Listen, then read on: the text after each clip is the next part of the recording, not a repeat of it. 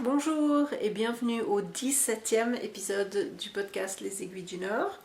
Je suis Moira, je suis Roxane avec 3 R et 2 N sur Ravelry et I Knit You sur Instagram. Bienvenue au podcast.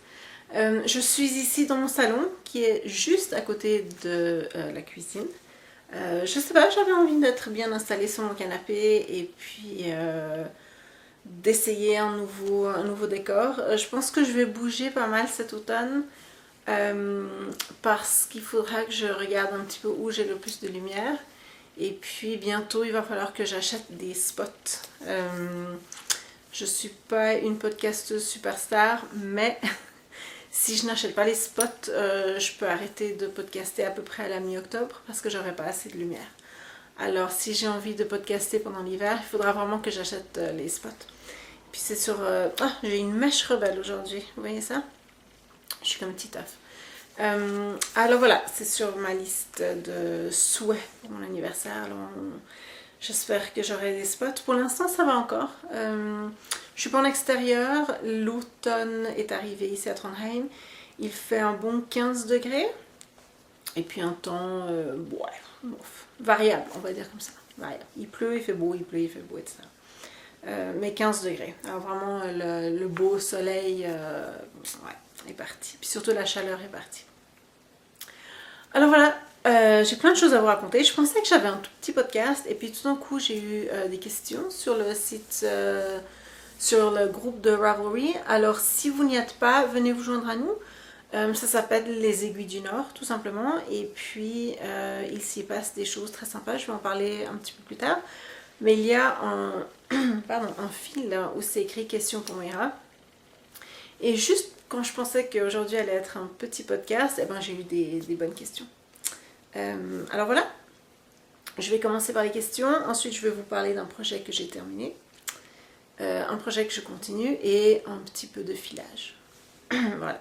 Et puis une petite nouvelle pour vous. Enfin, c'est assez une grande nouvelle, mais c'est une grande nouvelle pour moi. Une nouvelle. Vers le milieu du podcast, je ne peux pas vous dire quand. Voilà, il faudra regarder et puis être patient. La première question, c'est de Betty. Je pense que ça s'appelle Betty. C'est Saint-Christophe. Son nom sur Ravelry, c'est Saint-Christophe, mais je pense que c'est Betty. Saint-Christophe, je pense que c'est le saint des voyageurs. Ça me conviendrait bien. Qui me demande de parler de la nourriture en Norvège. Ouais. Je pense que, ayant parlé à beaucoup d'étrangers qui sont soit venus en Norvège en voyage, soit qui habitent ici en Norvège, je pense que la nourriture, c'est ce qu'il y a de plus décevant en Norvège. Ça et la froideur des gens, mais ça, on s'adapte comme on peut. La nourriture, ouais. C'est difficile. Quand je suis arrivée en Norvège il y a 10 ans, c'était encore pire. Alors vraiment, ils ont fait d'énormes progrès, si on peut appeler ça comme ça. En 10 ans, quand je suis arrivée... Oh mon Dieu, c'était horrible. Je me souviens, mon mari m'a demandé d'aller faire les courses. Lui, il travaillait, moi j'étais étudiante. Je suis revenue sans rien parce que j'ai dit, déjà de 1, il n'y avait rien. Puis de 2, tout était cher. Puis il m'a dit, oui, c'est vrai, mais il faut qu'on mange. Maintenant il y a un petit peu plus de légumes, puis il y a plus de variétés, par exemple des fromages, des fromages, des yogourts peut-être un petit peu plus variés, des jus de fruits. Il y a 10 ans c'était le désert, je sais même pas comment vous expliquer ça. C'était 2-3 fromages blancs, sans forme ni goût, un salami, puis tout le monde achète exactement la même chose. Il y a beaucoup de monopoles, par exemple. Il n'y a que deux abattoirs en Norvège, c'est-à-dire que toute la viande passe par 2 abattoirs. C'est très bien pour, si on veut par exemple réglementer les conditions d'hygiène, etc. C'est super parce qu'il n'y en a que 2. S'il y a une épidémie de quelque chose, c'est pas génial parce que c'est la moitié de la Norvège qui est contaminée. C'est arrivé plusieurs fois d'ailleurs. depuis que je suis arrivée. Le lait, par exemple, il y a une association de paysans en Norvège qui gère toute la production de lait, de fromage, de tous les produits laitiers. Donc ce sont eux qui décident ce qu'on mange, en gros. Alors il y a beaucoup de monopoles, ouais, et donc peu de variétés. Et puis les Norvégiens, bon, ils sont de plus en plus aventuriers parce qu'ils voyagent de plus en plus. Par exemple, à Trondheim, on a de plus en plus de restaurants japonais avec du sushi, puis nous, on adore ça. Évidemment, on a du poisson, on a beaucoup de poissons, donc le sushi, c'est un peu logique. Hein. Mais par exemple, ils ont découvert la pizza, je pense, dans les années 80. Et puis, il y a 10 ans surtout, il y avait une compagnie qui faisait les pizzas surgelées.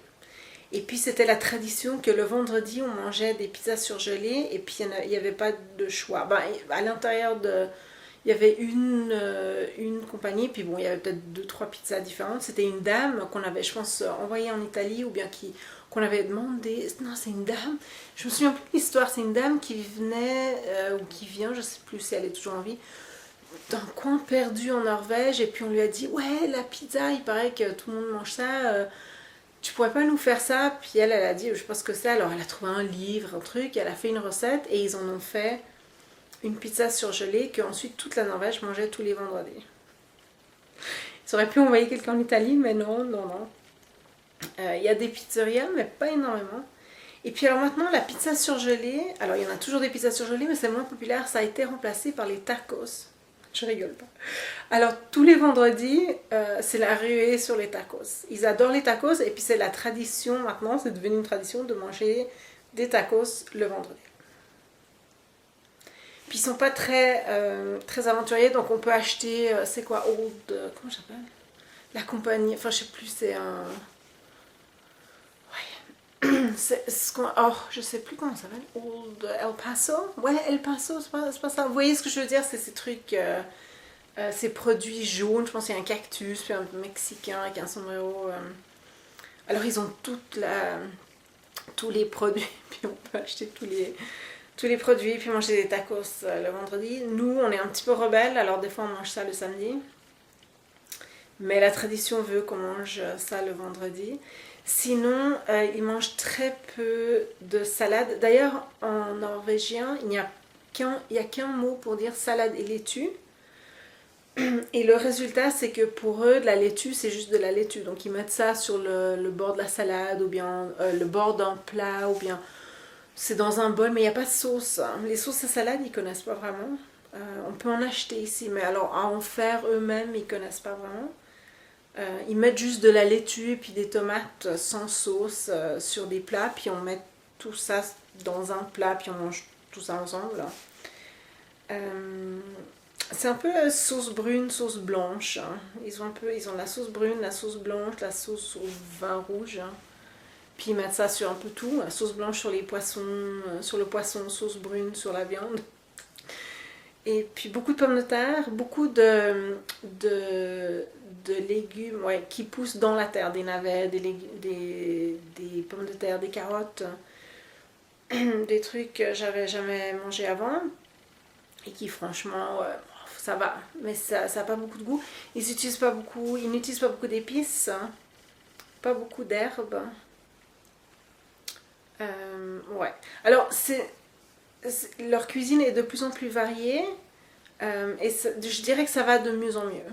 Les magasins maintenant c'est pas un plaisir, surtout, alors le pire c'est de voyager quelque part, surtout par exemple à Genève, où il y a quand même, je trouve, pas mal de choix et puis il y a plein de produits écolos et tout, et puis de revenir ici, c'est vraiment dur de faire les courses quand je reviens. Mais une fois que je suis là depuis un moment, bon, je m'y retrouve. Il y a de plus en plus, par exemple, de produits pour les végétariens. Par contre, il y a très peu de végétariens. J'ai une amie qui est végétarienne, voire végétalienne. Et puis alors, quand elle va au restaurant, c'est un calvaire. Il y a à peine un plat pour les végétariens. Ils ne connaissent pas du tout. Et c'est drôle parce que moi, il y a 10 ans, j'habitais à Montréal. À Montréal, je dirais qu'un tiers de mes amis étaient végétariens. tous les restaurants avaient dans leur menu des plats végétariens. On pouvait trouver de tout, ces espèces de fausses viandes végétariennes. Pardon, j'ai un chat dans la gorge. Ici, non, ça commence. On commence à connaître le concept. Mais les magasins ne sont pas franchement adaptés. Les restaurants, il y en a qui ne sont pas du tout adaptés. Les allergies au gluten, ça commence. On commence à avoir des produits sans gluten. Ouais, des produits qui devraient avoir du gluten. Aux États-Unis, on trouve plein de... Aux États-Unis, ils font des sacs. Ils vendent des sacs de légumes surgelés. Puis alors, selon la tendance, par exemple, maintenant, c'est écrit sans gluten. Alors que les légumes, au départ, ils n'en avaient pas. Il y a quelques années, c'était sans cholestérol, des légumes. Ils vendaient des légumes, puis sur les sacs de... Ouais, sur les sacs de légumes surgelés, c'est écrit sans cholestérol. Maintenant, c'est sans gluten. Sac de petits pois. Bon, ici, il y a quelques produits sans gluten. Mais oui, ce qui manque ici, c'est la variété. Dans les produits, il n'y en a pas vraiment beaucoup. Le fromage, on peut acheter des fromages français, des fromages suisses, des fromages hollandais. Ils sont pas mal chers, mais au moins on en trouve. Il y a 10 ans, on n'en trouvait pas. On peut trouver des produits assez frais aussi. Il y a des fermes un petit peu partout. Puis si on veut acheter des produits de la ferme, il y a des systèmes, il y a des boîtes qui sont livrées, ce genre de trucs. D'ailleurs, j'ai reçu sur Facebook, j'ai vu l'autre jour, pas loin d'ici, il y a une ferme. Puis on achète un espèce d'abonnement. Et puis ensuite, ils plantent tout pour nous, ils font pousser, etc. Puis quand c'est prêt, on reçoit un message en disant vous pouvez venir récolter. Alors c'est nous... nous, on va pas le faire. Mais si vous vous inscrivez, alors vous allez puis vous récoltez. Alors je sais pas si ça peut être des carottes, des patates, je sais pas. Et puis vous récoltez pour la quantité que vous avez payé, quelque chose comme ça. Alors ça, je trouve ça très sympa. C'est tout nouveau. Mais ça se fait. Et c'est sympa. Des fermes écologiques, il n'y en a pas énormément. Par contre, les standards de qualité sont assez élevés. Ce qui fait que dans la nourriture, disons, normale, il n'y a pas énormément de cochonneries. Ouais. C'est pour ça peut-être qu'il y a aussi moins de produits écologiques, je sais pas. Et puis pour la nourriture, alors pour les fêtes, la nourriture spéciale ici, il y a des plats qui se mangent traditionnellement autour des fêtes de Noël. Les fêtes de Noël sont très très importantes en Norvège. Je pense que plus on va au nord, plus ce genre de fêtes sont importantes. Quoique dans le sud de l'Europe, les fêtes sont importantes aussi. Mais ici, c'est vraiment la famille, la lumière. Il y a des bougies, on utilise beaucoup beaucoup de bougies. Et puis on mange beaucoup. Alors il y a des plats traditionnels, je connais pas les noms en français. Je sais pas s'ils ont des noms français. Mais je dirais que l'ingrédient principal, c'est de la viande. Pas forcément la meilleure. Jusque dans les années 50, 60, la Norvège était un pays très très pauvre. Et puis ça se voit parce qu'ils n'ont pas encore changé leurs habitudes alimentaires. Alors par exemple, ils ont un plat qui s'appelle pinnekjøtt. Et pinne, c'est un bâton, kjøtt, c'est de la viande. Et ce sont les côtes. Alors, si vous êtes en Amérique du Nord, vous êtes en train de vous dire oui, les côtes. Non, non. C'est des côtes de porc et puis avec un tout petit peu de viande. Alors, je sais pas où toute la viande est partie, mais un tout petit peu de viande. Et puis, c'est cuit à la vapeur, sans rien, sans herbe, sans rien. Donc, c'est de la viande un peu bouillie, disons. Ouais, moi, la viande bouillie, c'est vraiment pas mon truc. Ils ont un autre plat où c'est du porc et puis alors il y a une couche disons assez mince de viande et ensuite une couche à peu près comme ça grosse épaisse de gras et ensuite ils mettent ça au four. Alors le haut du gras devient un petit peu croustillant puis ça c'est assez bon si on n'y pense pas trop. Ensuite, il y a ça de gras qu'on mange ou pas. Et puis ensuite, un tout petit peu de viande. Puis c'est de la viande qui est... Ça va? Ouais. Alors, la qualité, dans le sens des conditions, des animaux, etc., la qualité est assez bonne. Hein, la qualité de la viande. Par contre, les parties des animaux qu'ils mangent... ouais, je sais pas très bien... pourquoi, mais c'est pas génial, quoi. C'est difficile de trouver par exemple un bon steak ou bien de trouver des côtelettes même, c'est un peu compliqué, quoi. Puis les bouillies, ça sert à rien. La viande, c'est vraiment compliqué, quoi. Ouais, on mange souvent de la viande hachée, du bœuf haché, puis j'en fais différents plats. Du poulet, on mange de la dinde aussi, de l'agneau au printemps. Alors ça c'est très très bon. Mon mari fait un plat avec... Alors si vous êtes végétarien, je m'excuse, hein, ça doit vous... vraiment je m'excuse. Mais ici, alors vraiment c'est viande, viande, viande. Alors voilà, j'ai eu la question, je réponds. Ici en Norvège c'est vraiment la viande, la viande, la viande. Pour les végétariens c'est vraiment c'est très difficile, quoi. Et alors au printemps, oui, il y a toute la jambe, le rôti d'agneau. Et ça c'est très bon, mais en même temps il y a très peu de goût, c'est juste la viande même qui est très très bonne. On fait ça avec des pommes de terre, des carottes, tout ce qui pousse dans la terre. Ça c'est assez bon. Les fêtes de Noël m'offrent. Par contre, ce que les Norvégiens font très bien, c'est de faire des gâteaux. Tout le monde... Alors par exemple, si on doit amener un dessert, personne n'en achète, hein. C'est même difficile d'acheter un gâteau. Je pense qu'il y a peut-être des pâtisseries, mais si je devais juste aller courir acheter un gâteau, ce serait vraiment difficile d'en trouver un. Il y a une ou deux pâtisseries françaises, puis là évidemment il y en a. Mais sinon, non, les gens ils font leurs gâteaux, puis ils font des vraiment... Bon, moi je suis pas très sucrée, puis je suis pas très gâteau, mais quand même je peux apprécier l'effort, ils sont bien décorés, etc.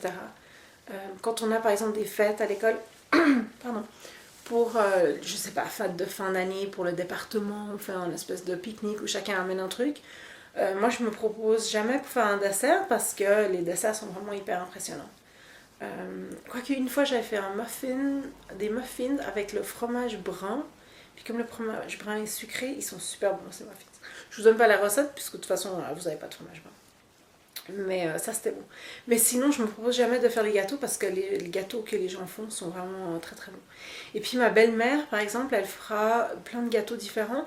Et puis ils ont une tradition à Noël de faire 7 types de biscuits différents. Alors eux ils appellent ça des gâteaux, ils disent, les biscuits ils appellent ça des petits gâteaux. Alors, les Norvégiens font pas la différence entre les gâteaux et les biscuits, mais ce sont des biscuits. Ça fait crunch crunch, donc c'est un biscuit, pas un gâteau raté.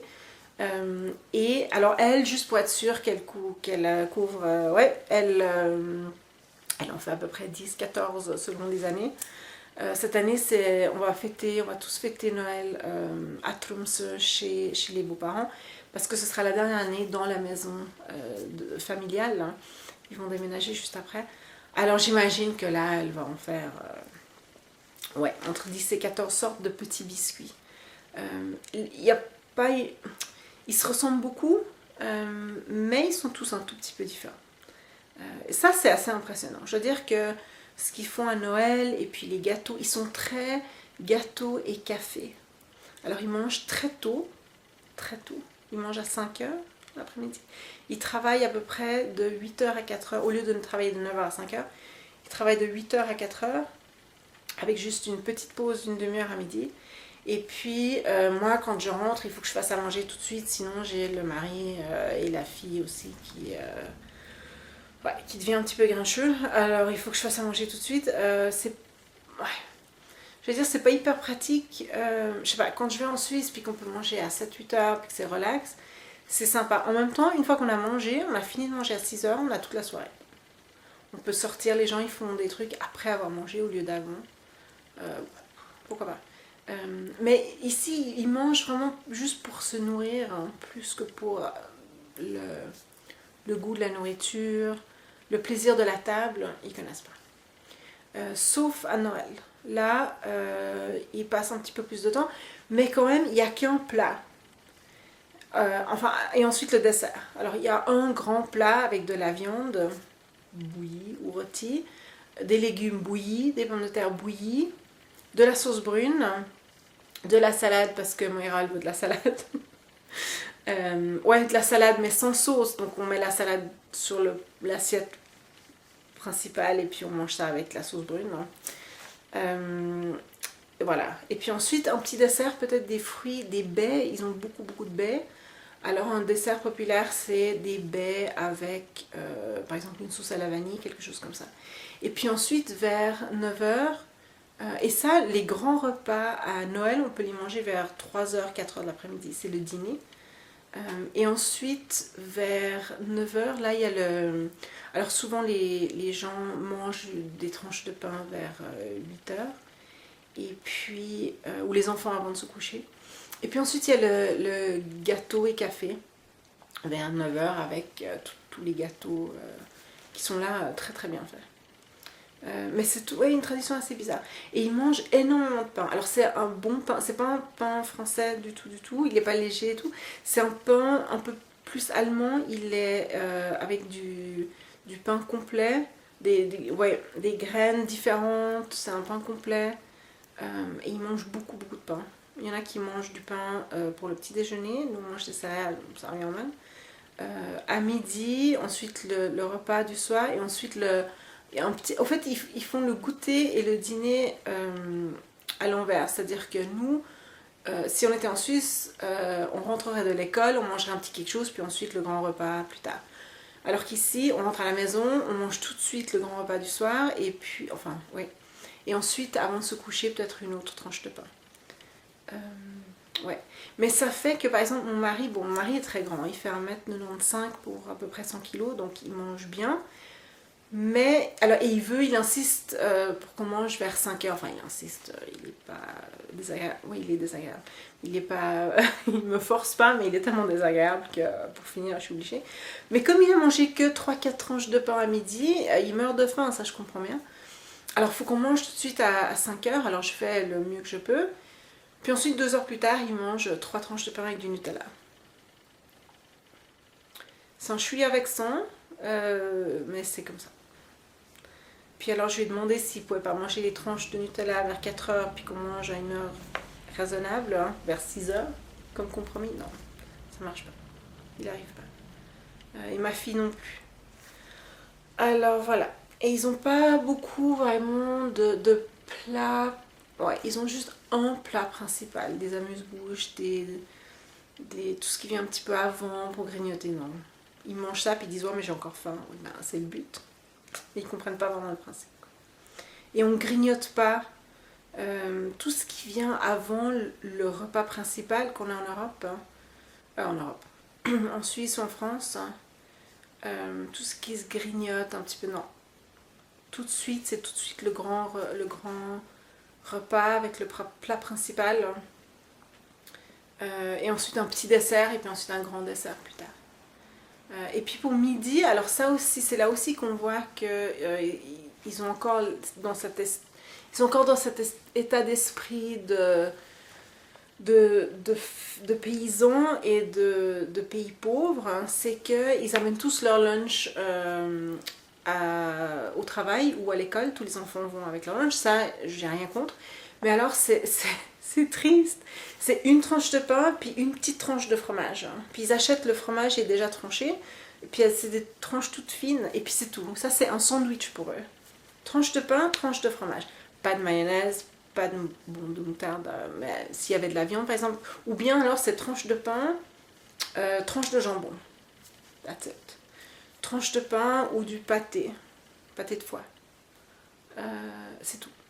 Puis alors des fois, le petit grain de folie, c'est une petite tranche, une petite rondelle de poivron rouge dessus. C'est tout. Puis ils en mangent comme ça 2, 3 selon la taille de la personne. Puis ça, c'est leur déjeuner. C'est d'un triste.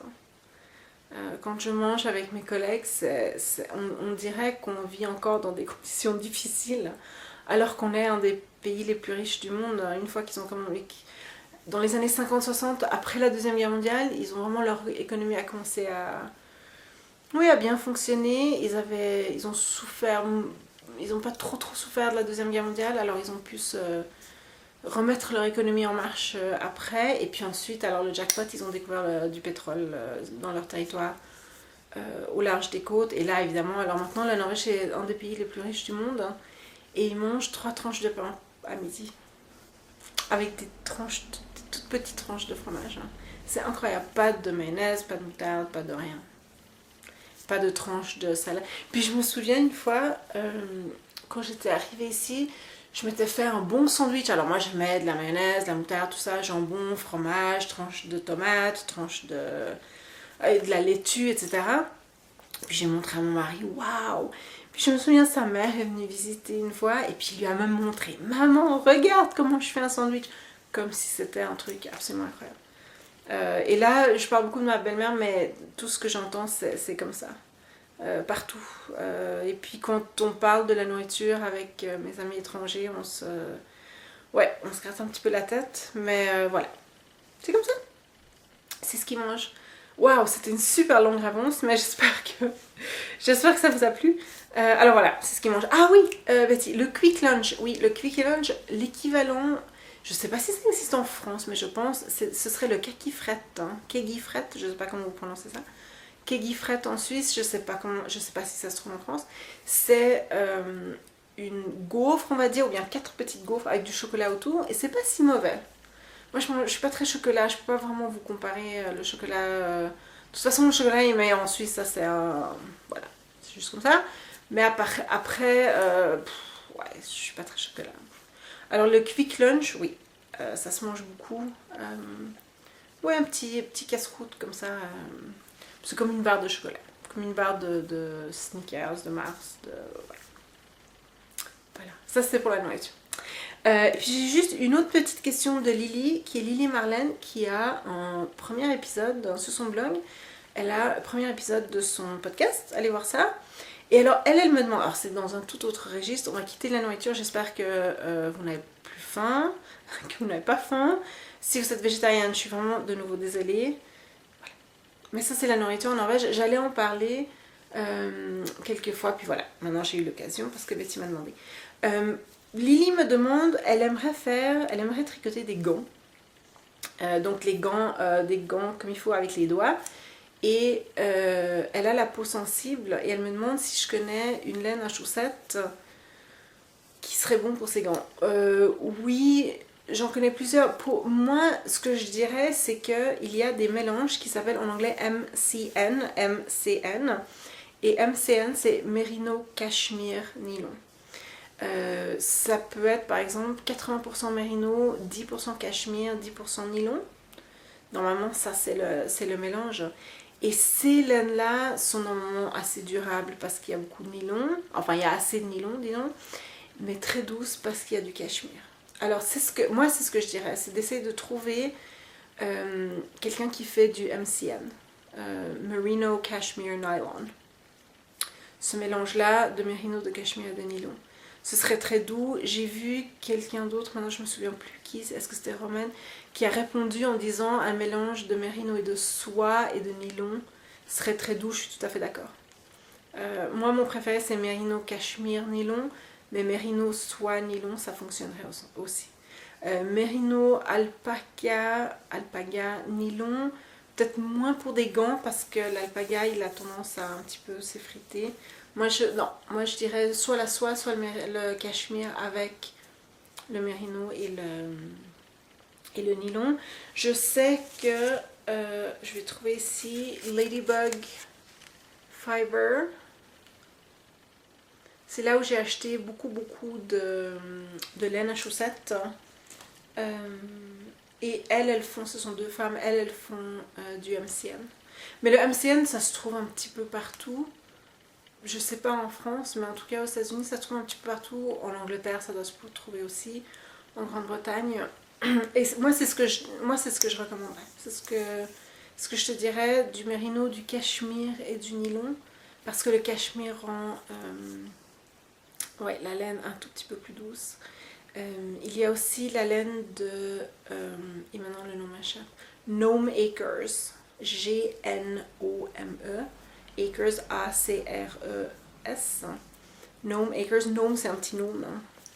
Gnome Acres, qui fait de la laine qui est vraiment très épaisse, très chaude. Même sans du cachemire. Je pense qu'elle a une base aussi avec du cachemire, mais elle en a peut-être d'autres sans. Et la laine est chaude et épaisse, surtout c'est presque du sport. Maintenant, est-ce qu'elle ne va pas gratter? Ça, je sais pas. Mais voilà, moi c'est ce que je dirais. MCN. Merino, cachemire, nylon. C'est doux et puis ça tient la route. C'est ce que je dirais. Alors voilà, je vais commencer avec mes projets. Je vais commencer à vous montrer ça. Le premier que je vais vous montrer, il est terminé. J'ai pas rentré les fils parce que, je mets ça à côté de moi, il est encore mouillé. Alors je vais vous le montrer, c'est pour ça que je le porte pas. Parce qu'il était en train de bloquer. Alors je l'ai pris, je l'ai plié. Je pense que ça va aller. Il va pouvoir gérer d'être ici pendant une petite heure.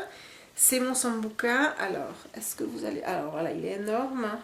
Mais ce qui est important, c'est ici, en bas, voilà. Le jacquard que j'adore. Je suis vraiment contente d'avoir d'avoir changé le patron. Le sambuca, est-ce que je peux vous montrer ce qu'il est là? Je me suis préparée un petit peu moyennement aujourd'hui. Oui, ici. Je vais vous montrer de quoi il a l'air, de quoi il aurait dû avoir l'air. Il aurait dû avoir l'air de ça.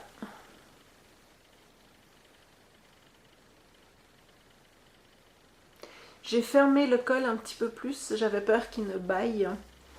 Alors j'ai relevé moins de mailles, moins en relève de mailles pour le col ou pour l'entour. Plus c'est serré, c'est un petit peu à l'envers de ce qu'on penserait. Moins on relève de mailles, plus c'est serré. Plus on relève de mailles, plus c'est large. Puis j'avais pas envie que ça baille. Alors mon col est assez serré, comme ça, mais il me va bien.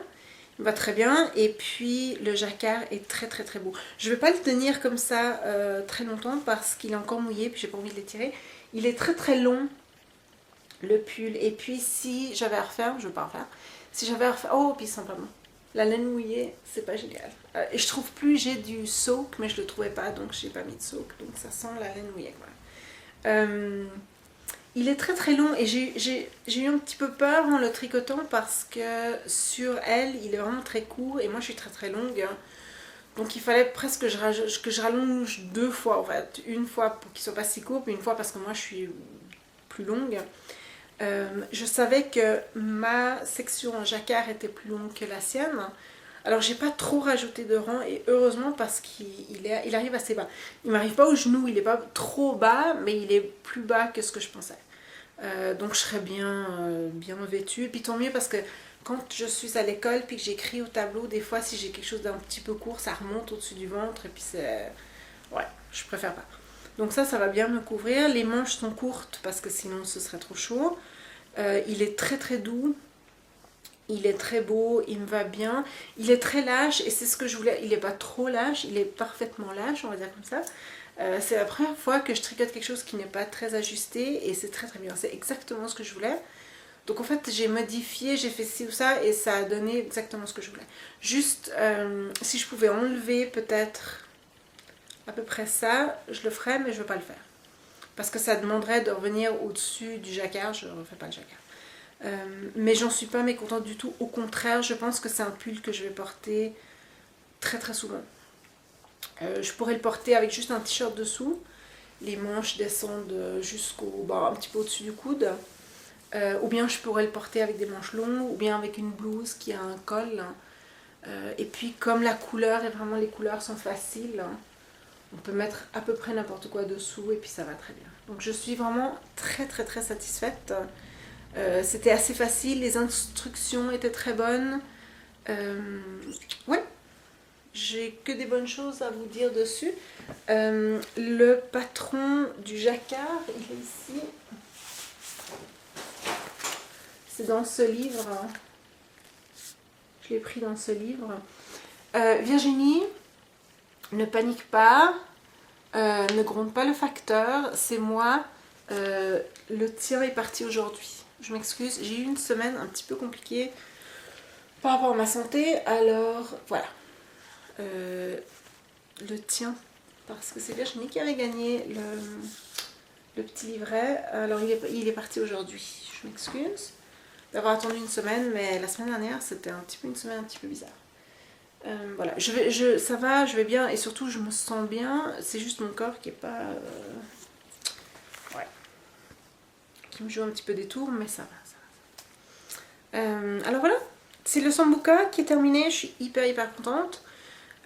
J'ai pas monté quelque chose tout de suite, alors ça c'est pas moi du tout. Normalement, j'aurais monté quelque chose dessus. Mais je me suis rendu compte que j'avais assez de choses, ouais, assez dans le cours. Le château rouge, je ne l'ai pas touché de la semaine parce que voilà, je ne l'ai pas touché. Comme je vous ai dit, j'ai une semaine un petit peu difficile.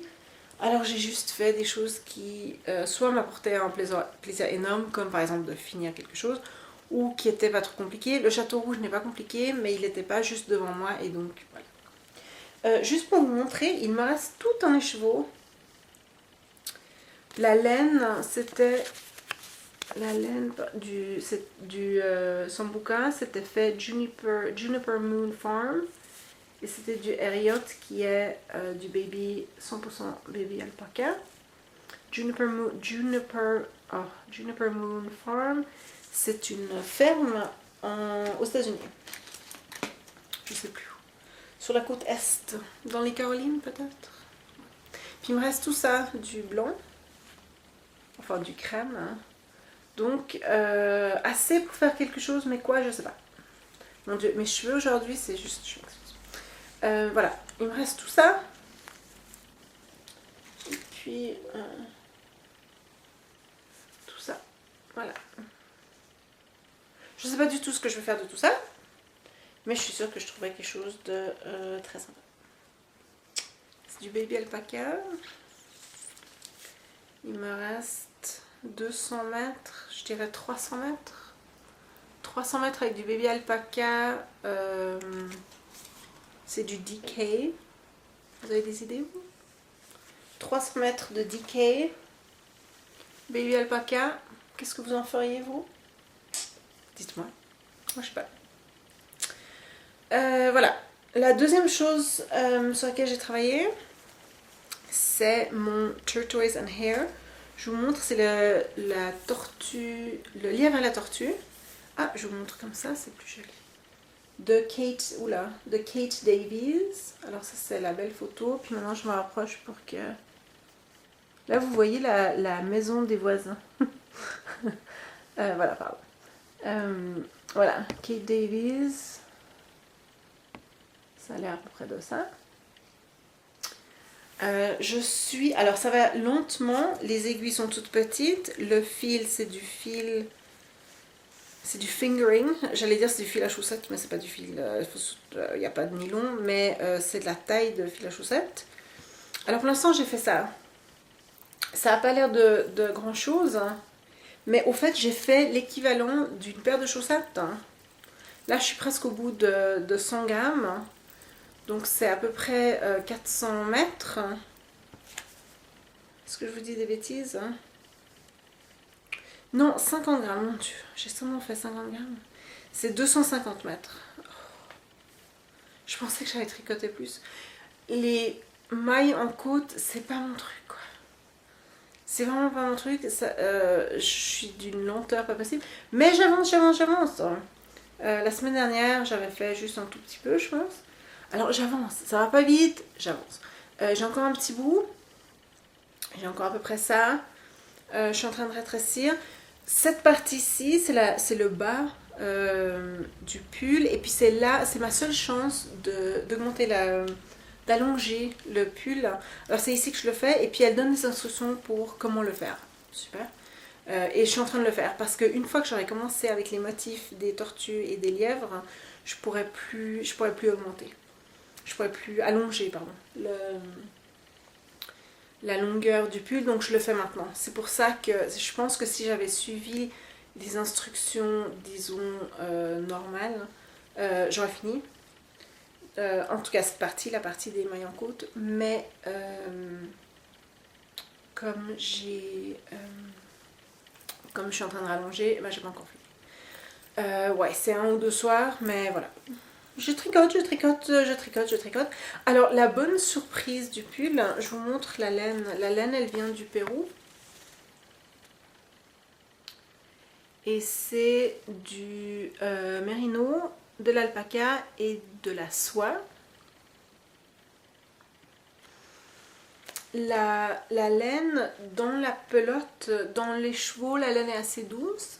Dans la pelote, la laine est relativement douce. Le fil même n'est pas si doux, mais le pull, le tissu, une fois qu'on l'a tricoté, est super doux. Et ça, c'est vraiment sympa. C'est vraiment une bonne surprise. Et je pense que ça... j'ai pas encore commencé avec les couleurs, quoiqu'il y en a juste un tout petit peu en bas. Mais je pense que ça va être vraiment une bonne combinaison du patron et de la laine. On voit bien les mailles, ce qui veut dire qu'on verra bien les animaux. Vous voyez, on voit bien les mailles. On voit très bien les mailles. Ça fait des ombres. Et c'est parfait parce que ça veut dire qu'on verra bien les animaux. Il n'y a pas de poils, il y a un tout petit peu. Est-ce que vous voyez un tout petit peu de poils? Ouais, on voit. Peut-être sur mes cheveux. Sur mes cheveux, oui.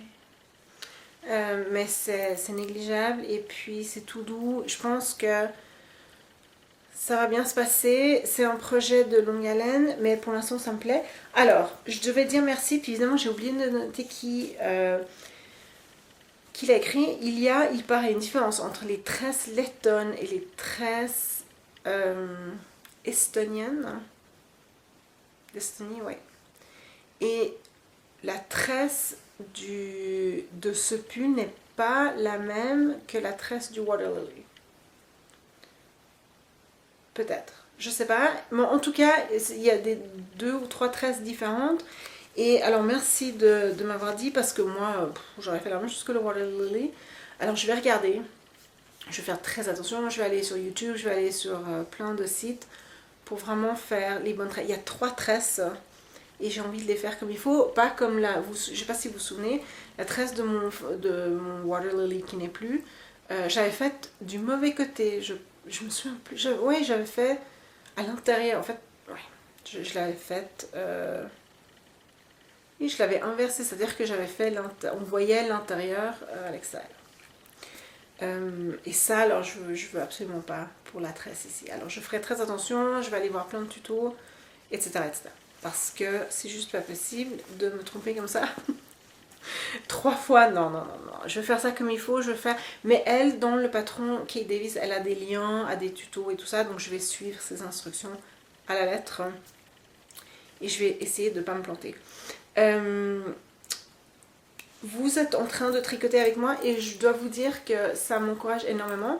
On a un cowl, un knit along, où on tricote ensemble.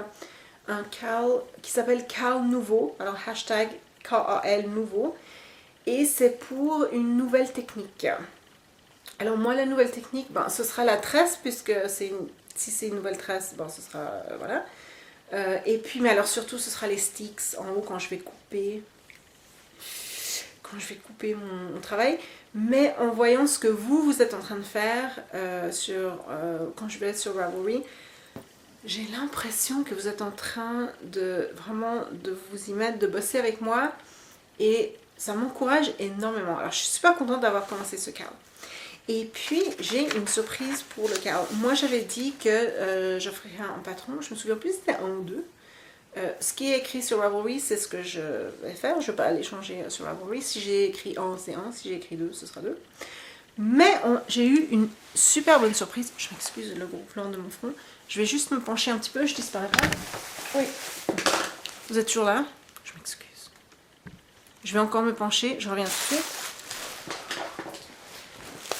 Voilà. J'étais presque organisée avant de commencer. Waouh. Et puis j'ai bougé la caméra. Alors attention, je vais la remettre droite. Voilà. Pour le cowl, j'ai une petite surprise. J'ai commandé un sac. Parce qu'on ne peut jamais avoir assez de sacs. C'est vrai. J'ai commandé un sac d'une boutique qui s'appelle Madame Colibri. Et c'est Diane qui regarde le podcast et qui fait les sacs. Alors Diane, elle fait les sacs. Alors, je dois vous dire, Diane, c'est elle qui communique avec moi, c'est elle qui regarde le podcast. Et, mais sur Etsy et puis sur la carte que j'ai reçue, je vous montrerai la carte, c'est écrit, c'est signé Diane et Idalia. Et puis j'ai vu sur la boutique Etsy que c'est une paire mère et fille. Diane et Idalia sont mère et fille, mais je ne sais pas qui est la mère et qui est la fille. C'est pas écrit, puis j'arrive pas à deviner. Alors voilà, une équipe mère et fille qui font des sacs. Allez voir ça. Le site web s'appelle Madame Colibri. Et puis, alors je vous montre ce que j'ai acheté, mon petit sac, parce qu'il était juste tellement mignon. Voilà, c'est écrit ici. Non, il est à l'envers. Voilà, Madame Colibri. Et puis, il est beau. Vous voyez ici le tissu. Ensuite, les petits tissus. Regardez les petits insectes. Oh, ils sont pas mignons. Ils sont pas mignons. Alors moi, je sais pas, j'aime pas les insectes, les trucs, les bibites, comme ils disent au Québec, les bibites chez moi, non. Mais sur le sac, oh, tellement mignon. Et puis à l'intérieur, c'est un très beau mauve. Le sac est hyper bien fait, les couleurs sont fantastiques. Et puis le bas est large, ce qui veut dire que il tient. Quand on a de la laine dedans, il tient. Et puis il est quand même une assez grande taille, c'est pour les chaussettes. On pourrait mettre un petit châle dedans sans problème. Ouais, 2 pelotes. Moi je dirais, il irait jusqu'à 2 pelotes. Et puis regardez comme ils sont mignons. Regardez le petit escargot là, puis l'araignée qui fait pas peur. Hein. Voilà une araignée qui fait pas peur. Hein, les autres dans ma baignoire elles font peur, mais celle-là non, elle est juste adorable. Il y a plein de sacs hyper sympas. Je suis allée l'autre jour et puis il y en a encore d'autres. Et voilà, il y en a tout plein. Mais la surprise c'est ça. Celui-là il est à moi, merci beaucoup. Je le garde. Mais j'ai reçu une carte. Alors ça m'a fait chaud au cœur. C'est une carte non pas de Diane habite à Gatineau. Gatineau c'est au Québec, c'est juste à côté d'Ottawa, c'est de l'autre côté de la rivière. Et si vous avez été au Canada il y a longtemps et que vous avez visité Hull, et ben Hull c'est maintenant Gatineau. Si j'ai bien compris, Hull est une petite partie de Gatineau et la région s'appelait Gatineau et maintenant on a appelé toute la ville Gatineau. Mais voilà, Hull est dans Gatineau. Donc si vous avez visité Hull, vous avez visité Gatineau. C'est juste de l'autre côté d'Ottawa. Si vous avez été à Ottawa, vous avez vu et Hull et Gatineau. Voilà.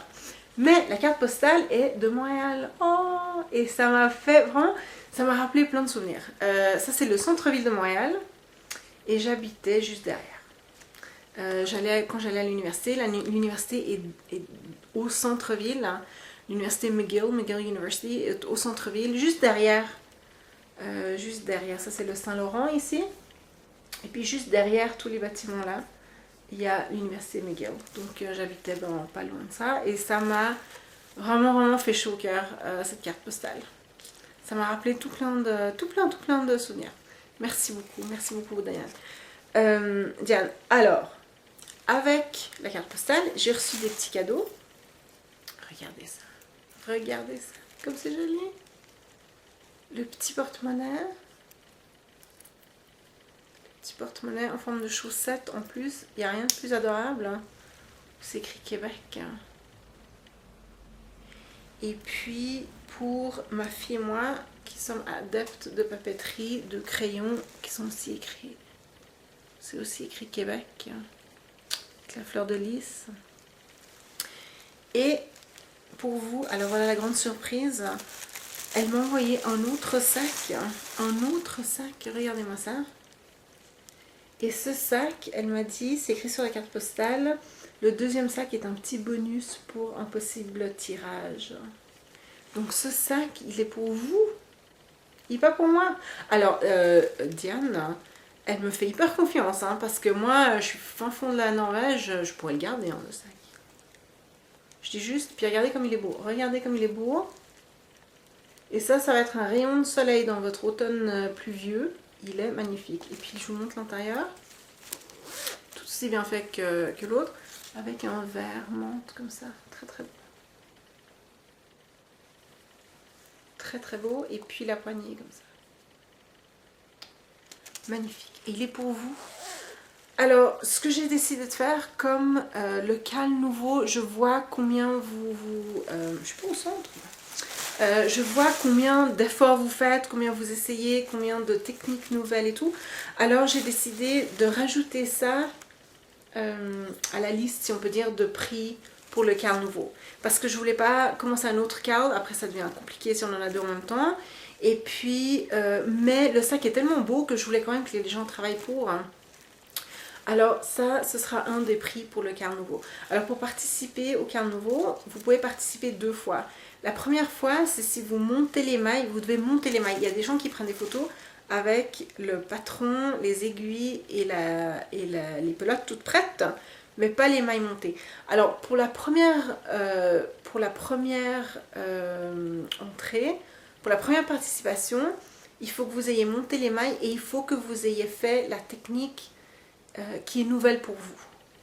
Alors si c'est par exemple de monter les mailles d'une manière différente, bon alors là vous n'avez qu'à la monter. Si c'est de faire du jacquard, il faut que je vois que vous ayez fait du jacquard. Si c'est par exemple des picots, alors il faut me montrer quelques-uns des picots. Et ensuite une deuxième entrée quand vous complétez le projet. Donc 2 entrées possibles par projet. La première entrée quand vous avez monté les mailles et fait la technique qui est nouvelle pour vous. Donc moi par exemple ma nouvelle technique ce sont les sticks, donc il faudrait que j'ai coupé, juste à le dire, j'ai des frissons partout, il faudrait que j'ai tout tricoté, en tout cas le corps, que j'ai coupé et puis ensuite que j'ai monté les manches par dessus sur le stick pour pouvoir participer la première fois, en tout cas un des bras. Et puis ensuite quand j'ai tout fini je pourrais participer la deuxième fois. Évidemment je ne vais pas participer moi-même mais c'est pour vous donner un exemple. Et j'ai déjà vu des choses, des gens qui essayent vraiment des techniques difficiles, ou bien des débutants qui essayent des choses qui leur sont difficiles. Et vraiment, ça m'encourage tellement. Mais là, je me dis que vous auriez vraiment mérité de gagner ce sac, parce qu'il est absolument fantastique. Il est beau, il est beau, il est beau. Il est bleu, le fond est bleu avec des glaces. Regardez-moi ces glaces. Vous voyez ça?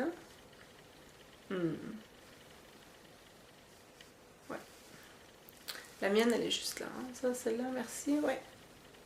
Je suis pas très sucre, mais des glaces. Ouais. Alors voilà. Madame Colibri sur Etsy. Allez voir ça. Il y a plein de sacs super, super, super. Avec des tissus drôles, des beaux tissus. Elle a toute une collection maintenant. Enfin, une collection. Tout oui, collection pour l'automne avec des couleurs automnales. Mais il y a encore des couleurs estivales. C'est un très bon moment d'aller voir tout ça. La plupart des sacs sont assez petits. Il y a des sacs comme ça pour des projets à chaussettes et puis des plus petits sacs aussi. Pas encore, est-ce que je dis encore? Pas encore de grands sacs ou pas de grands sacs, on va dire comme ça. Sinon, j'en aurais acheté plus. Je vais être honnête avec vous. Les grands sacs, j'adore ça. Les petits sacs aussi sont super pratiques. Je les utilise tout le temps, tout le temps, tout le temps. Mais là j'en ai acheté juste un parce que je voulais acheter juste un de cette taille là, mais allez voir, alors les sacs sont petits ou mini et puis il y a une autre taille de sac, ils sont tous beaux. C'est difficile de se décider, et puis ouais, il faut payer les frais de port, mais ils n'étaient pas exorbitants si je me souviens bien, et le prix des sacs est très raisonnable. Le prix des sacs est très très raisonnable. Et en tout cas pour moi ça passe en dessous de la limite de la TVA. Donc ça c'est un super bon bonus aussi. Alors merci à Diane et à Idalia. Vous êtes les premiers sponsors du podcast. Et ça c'est un grand moment pour moi quand vous me faites confiance déjà. Et juste quand vous... Ouais, je dois dire que ça me fait vraiment très très chaud au cœur. Et puis tout le paquet était fait avec beaucoup d'attention. Alors merci beaucoup, beaucoup vraiment. Et puis pour vous qui regardez, hein, allez dire un grand merci à Diane. C'est en tout cas Diane est sur... j'allais dire, est-ce que Diane est sur Ravelry? Ça je sais pas. Mais elle est sur Instagram. Allez voir Madame Colibri sur Instagram. Et puis, si vous la suivez, elle met quand elle a des nouveaux sacs. C'est très dangereux ça, mais c'est beau à voir. Allez voir ça.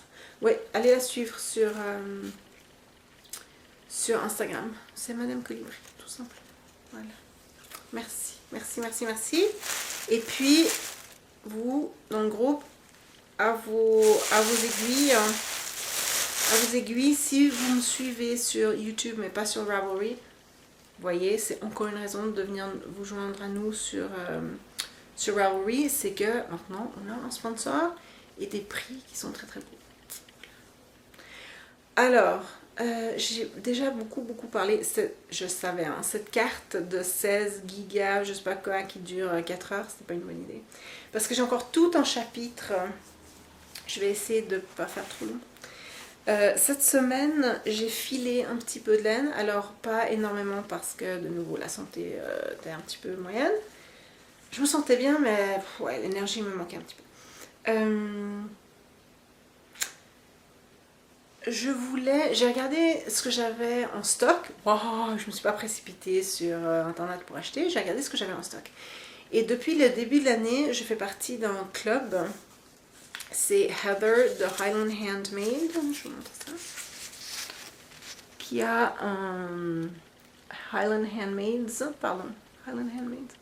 Elle est pas écossaise, elle est dans le Maine. C'est les Highlands du Maine aux États-Unis.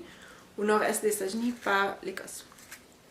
Ah voilà, je vous montre ça c'est l'étiquette plus à jour. Oups. Avec la feuille d'érable. Hein. Ah, la feuille d'érable, ici.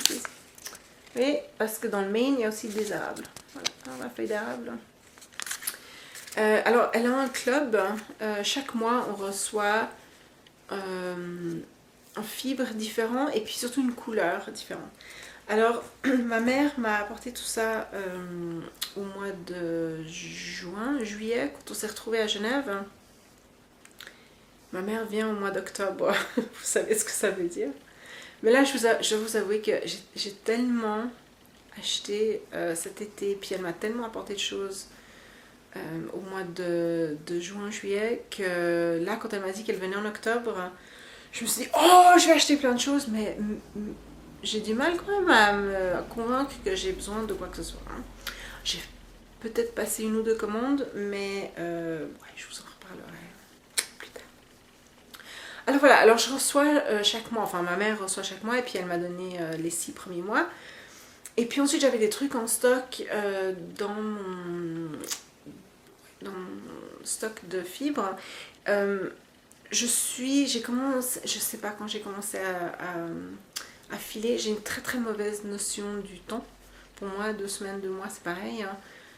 Et puis avant, je savais en quelle année j'avais fait quelque chose, parce que je déménageais souvent. Alors là, je savais où je l'avais fait, puis donc je pouvais me retrouver. Là, depuis que je déménage plus, je sais plus du tout quand je fais quoi. Je vais dire que j'ai commencé à filer il y a 4 ans, mais vraiment, je devine, je sais pas. Ouais, ça veut rien dire pour moi 4 ans, donc je sais pas vraiment. J'ai acheté un deuxième rouet l'année dernière, enfin cette année techniquement. Et puis j'aime beaucoup ça, c'est très zen, c'est très sympa. Et j'aime tellement la laine que je file que je ne la tricote pas souvent. Et c'est pas grave, je la garde. Et là je regardais tous les fibres que j'avais, et puis je voulais faire quelque chose d'un petit peu plus grand, parce que ce qui se passe avec les fibres, c'est que souvent j'achète une tresse qui fait 100 grammes. C'est comme quand on achète des pelotes de laine à chaussettes, et après on se dit qu'est-ce que je vais faire avec, parce que soit je peux faire une chaussette, soit qu'est-ce que je peux faire d'autre avec. Ben, c'est un petit peu la même chose. Ici j'ai acheté plein de couleurs juste de 100 grammes, des tresses de 100 grammes, et puis je voulais faire quelque chose d'un petit peu plus grand quand même. Alors ce que j'ai décidé de faire, c'est de combiner 3 tresses. Voilà, alors ça donne à peu près ça. Les couleurs en tout cas donnent à peu près ça. Je vais vous montrer comment j'ai fait ça. Les couleurs donnent à peu près ça. Il y a, et puis je vais la défaire maintenant pour vous montrer ce que j'ai fait. Alors j'ai ouvert les tresses, et puis ensuite je les ai divisées, disons, en petits bouts. Alors, au départ, et puis là on voit les 3. Alors, il y a celui-ci qui est brun. Je pense que la couleur, je vais vous montrer, j'ai la couleur. Ça c'est le brun ici. Le brun, c'est un peu couleur feu. Puis d'ailleurs, ça s'appelle Spinning by the Fire. Puis on voit les flammes, n'est-ce pas?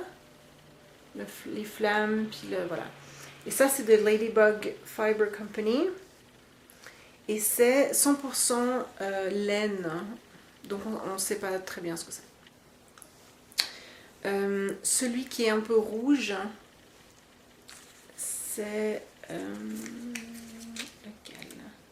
Je pense que c'est celui-ci de Highland Handmaids, Elephants at the Oasis, je pense. Pourquoi ça s'appelle ça? Aucune idée, mais c'est pas grave. Et puis celui qui est un peu plus fuchsia, là. On dirait un spectacle des Muppets, là. C'est aussi Highland Handmaids, Flair for the Dramatic. La couleur s'appelle Flair for the Dramatic. Ça, c'est du Corriedale, qui est assez doux. Le Corriedale, oui, alors c'est celui-là. Corriedale est assez doux. Celui qui est rouge, c'est du Falkland. Ça, ce sont différentes races de moutons. Et le Falkland est un petit peu moins doux, mais ça va. Alors, au départ, je voulais les filer ensemble. C'est-à-dire prendre les trois comme ça et puis les filer. Et puis ça marchait pas très bien, surtout parce que celui-ci est très, il est très dense. La préparation est différente, c'est ça le problème. C'est que la préparation des trois tresses est différente, ce qui fait que quand je tire, ça va pas. Et puis je me suis un petit peu énervée, je me suis pas énervée, mais j'étais un petit peu frustrée, ça marchait pas vraiment comme je voulais, ça donnait pas ce que je voulais. Et puis quand je suis arrivée au juron dans la troisième longue de suite, je me suis dit on arrête. Le but du filage, c'est de se détendre. Et quand on arrive à la troisième longue pour les jurons, on arrête. Alors j'ai arrêté. Et puis ce que j'ai décidé de faire alors, c'est de filer chaque couleur séparément. Et ça me donnera 3 brins. Et ensuite je vais... C'est quoi le mot en français? Faire le retors. Ply en anglais, c'est tout simple. Hein? P-L-Y, ply, voilà, fini. En français, faire le retors. Avec les 3 brins, zouf, comme ça. Ça va pas donner la même chose, j'aurais pu vous montrer, mais je vais pas vous montrer. Parce que ça voudrait dire qu'il faudrait que j'en fasse assez avec les 3, et puis comme ça m'énerve, j'ai pas envie. Mais ça fera quelque chose de différent, mais de très bien aussi. Comme c'est de la laine qui a comme c'est du fibre, hein, qui a des poils très longs, j'arrive à filer assez fin. Alors même si je fais le retors avec les 3 brins, ça devrait donner une laine qui sera à peu près, j'espère, worsted, DK ou worsted. Et puis comme j'ai pris 3 tresses, j'en ai donc 300 mètres. Alors j'ai 4 de ces petites tresses. Donc j'ai séparé, vous voyez, la tresse, par exemple, celle-ci était 2 fois plus grosse, j'ai séparé en 2. Puis aussi, je les ai coupées en 2. Pas coupées, j'ai tiré, puis j'ai séparé en 2. Donc j'ai séparé dans la longueur et séparé dans la largeur. Et ça m'a donné 4 de ces tresses comme ça. Et je vais les filer. Et puis ensuite, je vais voir combien... je vais les filer, je vais faire le retors pour chacune des 4 tresses comme ça. Et puis on verra. C'est un projet pour moi un petit peu de longue haleine, hein, parce que je ne file pas si vite. Mais je pense que ça va me plaire. Moi j'ai besoin de voir des couleurs différentes et tout. Puis là comme il y en a 3 et puis que les couleurs même sont assez sympas, je pense que ça va bien se passer. On verra ce que ça va donner. J'aimerais bien m'en faire un haut. Un petit gilet par exemple, ce serait sympa avec des... je sais pas. Peut-être avec... ouais, je sais pas. Un petit gilet en rouge, comme ça donnera... je pense que ça donnera un rouge brun. Ouais, un rouge un petit peu plus foncé. Je suis dans les rouges maintenant. Alors j'ai eu une période verte. Maintenant, je vois que ce que j'achète et ce que j'ai envie de tricoter, c'est rouge. Alors l'automne sera rouge. L'été a été vert, l'automne sera rouge. Et voilà, ça c'est mon projet pour l'automne. Je pense que ça va... J'en ai 4 comme ça. Celui-là d'ailleurs, j'en ai un que j'ai commencé. Et puis encore celui-là, puis 2 autres. Alors voilà. Oui, je file de temps en temps. Là, vraiment mon rouet est en place, tout est en place. Donc je vais filer plus souvent, c'est pendant que je file que je regarde des podcasts. Hier, j'ai commencé à filer avec Marie-Christine. Podcast de Marie-Christine. Ouais. Alors, c'est pendant que je file que je regarde des podcasts. Je suis hyper en retard. Sur tous les podcasts. J'en ai presque pas vu en été. Et puis, il faut que je vous dise aussi, depuis le début de l'été, je fais une allergie à l'ordinateur. J'ai absolument pas envie d'être derrière mon écran. Je passe pas mal de temps au travail à l'ordinateur parce que j'ai un cours qui est pratiquement sur l'ordinateur. Puis tout ce que je prépare, on est très informatisé dans les écoles norvégiennes ici. Ce sont des écoles très modernes. Donc les élèves, je leur montre des PowerPoint. Quand ils me rendent des copies, ils les rendent électroniquement. Je les corrige, soit je les imprime, soit je les corrige directement. À l'ordinateur, ça dépend exactement de ce que c'est. Donc je passe au fait beaucoup de temps à l'ordinateur. Et puis là, depuis le début de l'été, j'en peux plus. J'ai pas envie de passer du temps derrière mon écran. Et c'est pour ça, je sais pas si vous avez remarqué, je sais pas si vous avez comparé à d'autres podcasteurs et tout. Je réponds pas à tous vos messages sur Ravelry. Je les lis tous, absolument tous. Alors ça, ne vous inquiétez pas. Je suis aussi assez présente, enfin assez présente pour moi. Je n'ai pas envie d'être plus présente, mais assez présente sur Instagram. Mais sur Ravelry, je lis absolument tout, mais je réponds pas toujours parce que j'ai juste pas toujours envie d'être là et puis de m'asseoir et puis de répondre. Vraiment, je suis désolée, mais j'en peux plus de l'écran. Je pense que j'ai passé peut-être 2-3 ans derrière l'écran tout le temps. Et maintenant, j'en peux plus. J'ai aussi un ordinateur qui fait énormément de bruit. Il y a un problème avec le ventilateur. Alors, j'ai arrêté de l'utiliser lui. Puis j'utilise le petit Mac de mon mari. C'est un Mac qui me rend absolument dingue. On commence à se connaître, disons. Alors là, j'ai commencé à répondre un petit peu plus parce qu'avec le Mac, on commence à se connaître. Mais je pense que je vais pas être beaucoup plus présente. Mais rassurez-vous, je lis absolument tout. J'apprécie quand vous mettez des photos, je les agrandis. Alors quand je vois qu'il y a des photos sur mon téléphone, je vais sur l'ordinateur pour les voir en grand et tout. Donc je suis là, je vous observe de loin.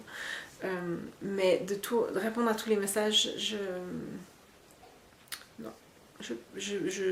peux, mais j'ai pas envie. Puis ça enlèverait le plaisir. Et j'ai pas envie. Je fais ça pour le plaisir. Alors j'ai envie de garder tous les petits plaisirs et d'aller de voir. Et puis j'ai remarqué aussi que vous avez commencé à répondre. Par exemple, quand Lily a posé la question pour les gants, quelqu'un d'autre est venu répondre. C'est super, continuez à faire ça. Le groupe, ouais, il y a plein de choses qui se passent dans le groupe. C'est vraiment sympa. Merci beaucoup de rendre ma petite communauté si sympa. Si vivante, si gérable, c'est super facile à gérer, je dois dire. Il se passe rien d'horrible. Et c'est juste vraiment sympa. Alors je lis tout, je réponds pas toujours, mais je lis vraiment tout. Alors voilà, c'est 2 heures maintenant. 1 heure, oh, je lis 2 heures, mais c'est 1 heure. J'ai passé 1 heure, j'ai dit que je le ferais pas, mais voilà, je l'ai fait, je suis désolée. J'espère que vous ne m'en voulez pas. J'espère de nouveau que cet épisode vous a plu. J'ai remarqué, toutes celles qui me regardent, qui podcastent en français, vous avez commencé avec une... Oui, vous avez pris une mauvaise habitude. On n'enregistre pas un podcast, on enregistre un épisode d'un podcast. On n'en est pas au 5e podcast, on en est au 5e épisode d'un podcast. Alors moi, je suis la dernière personne à corriger les gens, mais là, j'ai remarqué que tout le monde a commencé à le dire. Et voilà, mon nouveau podcast. Non, c'est un nouvel épisode du même podcast. J'arrête maintenant. Je peux plus la preuve, je vous promets. À la semaine prochaine. Au revoir.